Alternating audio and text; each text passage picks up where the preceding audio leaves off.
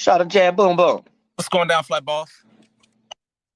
Shit, same old. Catching flaming stores at these damn demons out here in this world. I don't got no smoke. Yeah, I'm on the friendly Q&A side of things. Oh yeah, I already know. Yeah. What's going down, Jam Boom Boom? Hey, we gonna get that together too.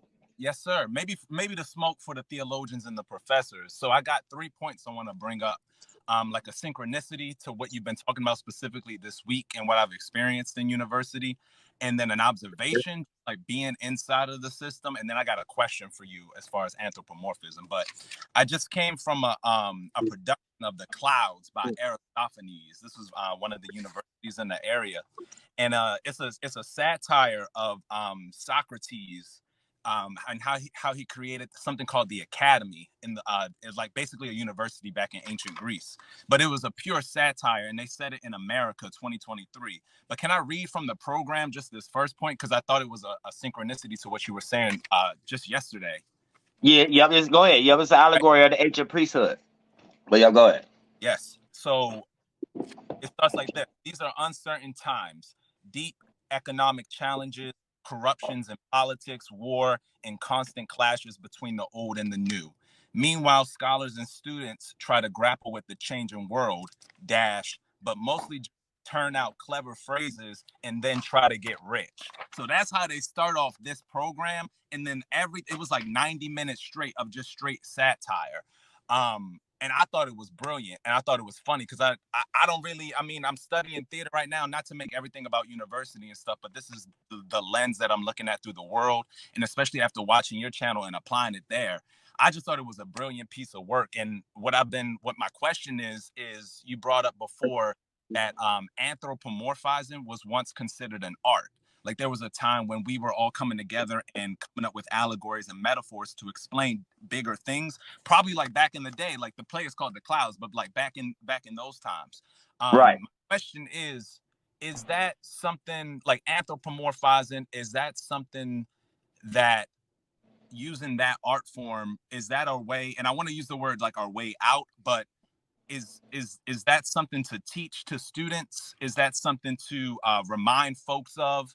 In a way. See, how angels look at it, that's actually the way of life. That's how we create new glorified bodies. Like that's actual the concept of how I would like to teach what praying is, or what the book of Psalms is, or what magical thinking and giving grace to a thought form. But the world can't get there if we don't have no starting points on how to do that the right way. And all the previous starting points is theirs. So it only worked for them. And we're all actually doing this anyway. So when we know what we're doing, we become bad motherfuckers. So yeah, that's and you in the perfect kind of teaching right now, because that's how this world is built. This is the world stage that they built for us with the characters and the tarot. So that's actually what we are here to do. Create a character which ultimately is anthropomorphizing, bringing your higher self down into this reality. And if we all could create a world like that where it's an agreeable energy, here's where the physical world fade, because our insecurities or our uglinesses, nature-wise or physical, will fade away, because we all creating a world based upon our anthropomorphizing, how we see ourselves and how we want to interact with ourselves. And if we're coming with more terms and agreements of agreeable energy, that's bringing that whole Babylon down here. And then it's going to play out like dreams first, then here, the same way how they did it. Because as always, it's kind of like that now. When you dream, you actually can go to McDonald's. You actually can be walking on the street and driving in a car. This is something that they did already and shit. So we just got to learn how to do it our own way. But by you already being in that circumstance, you already on the right track. That is a good thing to teach. Got you.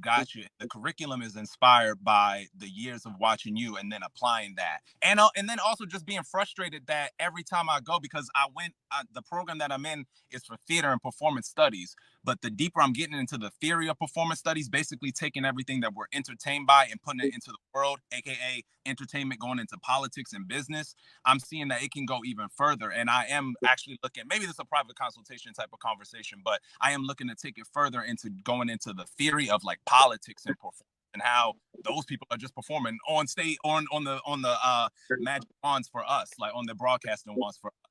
But right, that just to think that to anthropomorphizing, or what I'm calling is mythologizing, like being able to take understanding astrology or the function of myths and how theater and eventually politics and business is all based off of a script, all based off of a myth that was written or that was told before it was written down. And then folks are reenacting it in order to indoctrinate folks or tell folks how to deal or how to be in these institutions so that eventually you can get paid. Eventually you can just be, you know, like good boy, good, like, but doing that on a very like building block type of way. And from Right. that experience, and this is my last point, from that experience of being able to bring this curriculum in, because it's an opportunity. I'm not gonna like sit back and say, yeah, they owe me. No, like this is an opportunity that I have to teach this type of class. But from being able to teach this type of class, like I'm not given no script. I built this lesson plan from the ground up.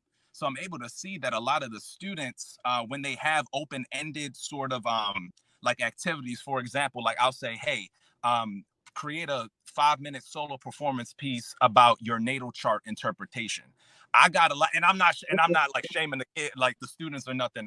Shout out to all of them, but it's to say that they had a lot more questions as far as like they're more used to having parameters and restrictions. And nothing's wrong with that. It's teaching me as far as pedagogy goes, like, oh, let me have some parameters. But on the flip side of being an artist, like out in this world, they don't take us serious. So I say that to say, like, go hard in like showing me who you are. Show me your solo interpretation and show Right. me your interpretation of this mechanism that we're in. But it's just allow me to see like why folks are going to school. And this is why people don't go to school. And that's why I'm not like promoting and being like, yeah, go to school, stay in school, because it's like there is that indoctrination program. However, what I've been observing and witnessing is that, okay, let me take it from my perspective and say, all right, so why do I feel like I just need to go get my degree to get this job?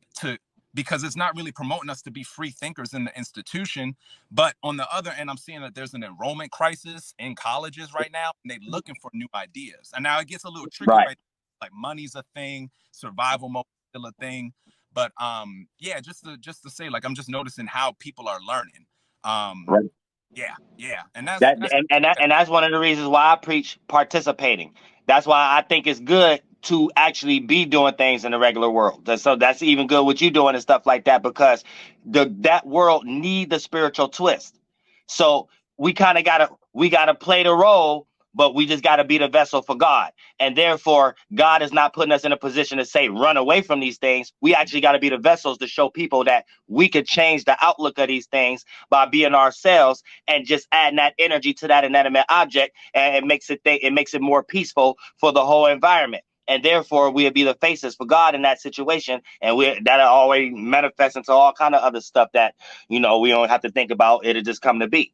you got to be in those places because you can really see the shadows and the faces that you be talking about, like the essence and the energy that be around. But you got to be in that place to see. You can't just like sit down and watch and just be like, Right. yeah, my mind. Like, no, it's really out there. But it's an ongoing journey, and that was all my points that I wanted to bring up. And I appreciate you, Uriel in the flesh.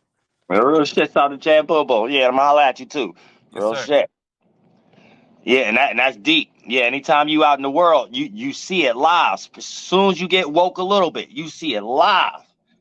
And then it get tricky because now you got to see is there even something to deal with or not. But when you start to know that you're on a mission, you start to be like, oh, okay, I'm strong enough to fight, and that is the fight, participating, but participating for God and things of that nature. And that always put us. It's basically bringing a new idea, bringing a new ability.